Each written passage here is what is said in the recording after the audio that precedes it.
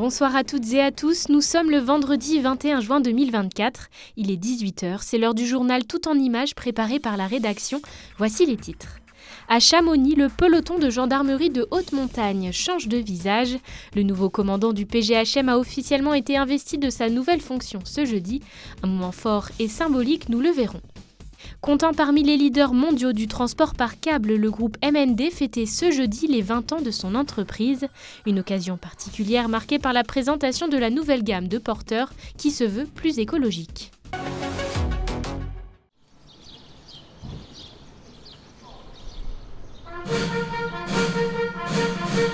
Ce jeudi 20 juin, la place du Triangle de l'Amitié à Chamonix a été le théâtre d'une cérémonie militaire d'envergure, avec la remise de 4 médailles, mais surtout la passation de commandement du PGHM, le peloton de gendarmerie de haute montagne. Une étape solennelle et symbolique pour celui qui quitte aujourd'hui la direction de son unité, spécialisée dans le secours aux victimes en milieu périlleux. Je rends le commandement qui m'a été confié il y a 3 ans. Ça représentait un but à atteindre lorsque j'étais enfant. Un but poursuivi qui était aussi celui que la même voie que mon père a choisi, et forcément là un peu de reproduction sociale, mais qui est notamment lié au fait que voilà, je pense qu'il m'a retransmis sa passion. Je l'ai vu vivre lui-même, voilà, c'est son temps au PGHM de manière intense et passionnée, et ça m'a forcément donné envie. Voilà. Ça marque aussi le tournant, une page tournée dans l'opérationnel, véritablement au contact direct des gendarmes avec lesquels j'ai l'honneur de servir. Voilà, maintenant, sur les prochains postes, j'aurai, je l'espère, d'autres postes de commandement, mais avec plus d'intermédiaires. Ce rôle que le lieutenant-colonel Bertrand Host laisse derrière lui, c'est à Étienne Roland qu'il revient désormais.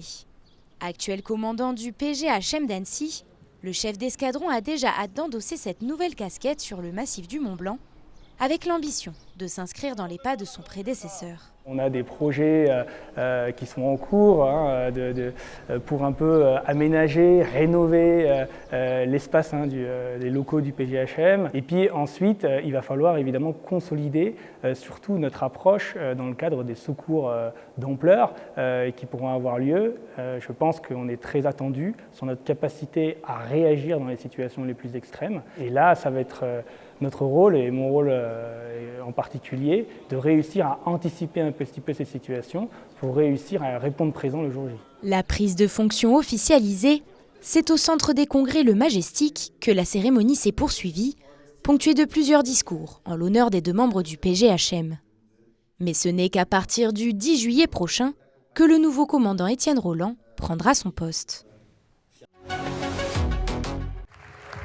20 ans après avoir fait le pari de se lancer dans un secteur considéré comme niche à l'époque, son entreprise réalise aujourd'hui près de 100 millions d'euros de chiffre d'affaires chaque année. Acteur incontournable de la mobilité par câble, l'équipementier est aujourd'hui présent dans 49 pays à travers le monde. Une conquête des marchés inscrite dans les gènes même de l'entreprise qui a su, dès ses premières années, voir plus loin que les reliefs qui l'ont vu naître. Les marchés montagne sont des marchés qui sont encore en dynamique, en France bien sûr, mais à l'étranger également. Et puis nous avons une vraie diversification dans les loisirs de sensation d'une part, et puis dans le transport urbain avec notre technologie de transport par câble qui est promue à un bel avenir, parce que nous avons là une solution qui est décarbonée, qui est fiable, efficace, qui s'affranchit de tout le trafic au sol et qui a un bel avenir dans les grandes villes. D'ailleurs, les 20 ans de MND ont été l'occasion de franchir une nouvelle étape avec l'inauguration d'un nouveau site de production et d'assemblage dédié à la nouvelle gamme élaborée par l'entreprise. Les modèles Horizon, dont le tout premier exemplaire a d'ores et déjà été construit dans l'enceinte même de la firme. Nos clients demandent aujourd'hui des véhicules plus structurants, avec des appareils de grande capacité, fort débit. Et donc nous avons imaginé notre nouvelle gamme dans cet esprit-là, avec des cabines de 10, 16 et 20 places. Nous serons les seuls à faire des cabines 20 places sur monocable. Nos appareils, dans le moindre détail, essayent de gagner en économie d'énergie, justement pour que nos clients, pendant toute la durée de vie de leurs installations, aient un vrai retour sur investissement. Une stratégie qui a demandé des investissements de plus de 30 millions d'euros et qui nécessitera la création d'une centaine d'emplois d'ici l'horizon 2026. Les amateurs de rock ont rendez-vous à Rumilly au stade des Grangettes samedi 29 juin prochain. Comme l'année dernière, le Rugby Club Savoie-Rumilly organise un concert pour clôturer la saison. Après un hommage à Jean-Jacques Goldman en août dernier, c'est le guitariste Louis Bertignac qui sera sur scène. Pour le RCSR, ces concerts sont une source de revenus non négligeable. Sébastien Germain a pu rencontrer Frédéric Moine, le président du club. On l'écoute. On va essayer de pérenniser cet événement sur le dernier week-end de juin.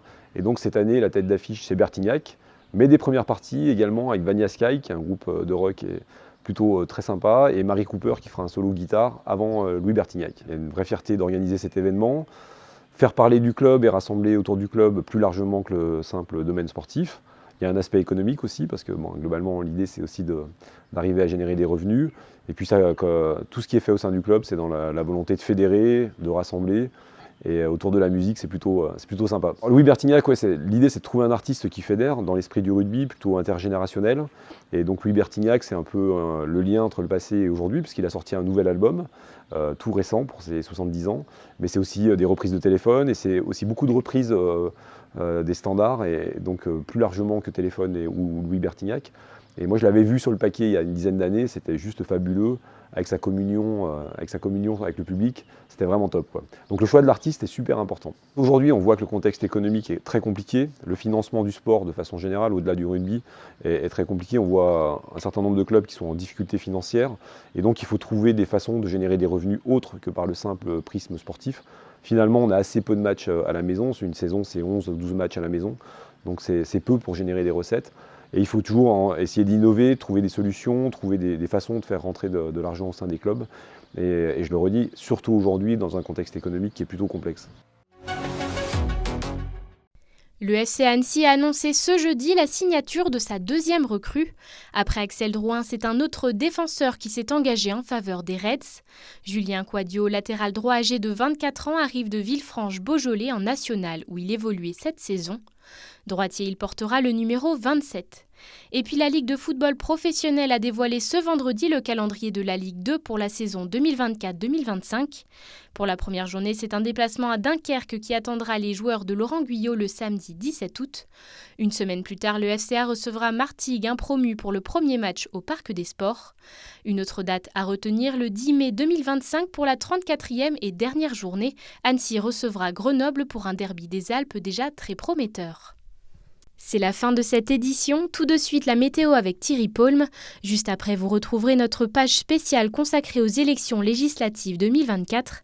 Ce vendredi soir, vous avez rendez-vous avec les candidats des premières circonscriptions de Haute-Savoie et de Savoie. Le retour de l'information, c'est ce lundi à 18h avec Emmanuel Jaude. Excellent week-end à tous.